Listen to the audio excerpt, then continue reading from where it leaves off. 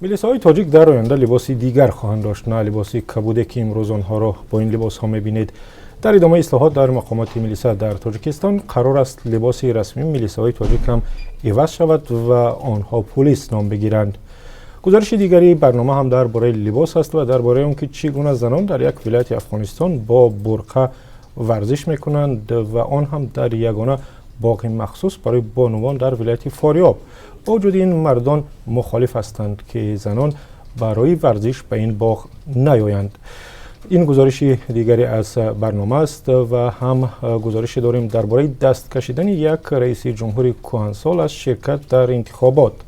درباره عبدالعزیز بوتفلیقه رئیس جمهوری الجزایر که گفت دیگر در انتخابات شرکت نمی کند. پیشتر از این او با یک اعلام گفت که در انتخابات ماه اپریل شرکت می کند و کشورش را به قول بلرزه در آورد. یک گزارش برنامه در همین باره است.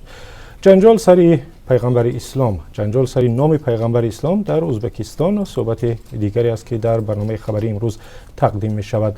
یک نماینده دولت در این کشور نظرش را در فیسبوک درباره بسیار زنی نوشت و پیغمبر اسلام را مثال آورد و به قول در بلا ماند. چگونه تا 3 ساعت دیگر در برنامه خبری رادیو آزادی به شما خواهیم گفت و اگر فرصت رسید درباره یک پدر و پسری هم گزارش میدهیم که نسازهای بزرگی آبکشی در یکی از منطقه های تاجیکستان را تعمیر میکنند تا مردم به آب نماند و کشتزارهای آنها خشک و نابود نشود.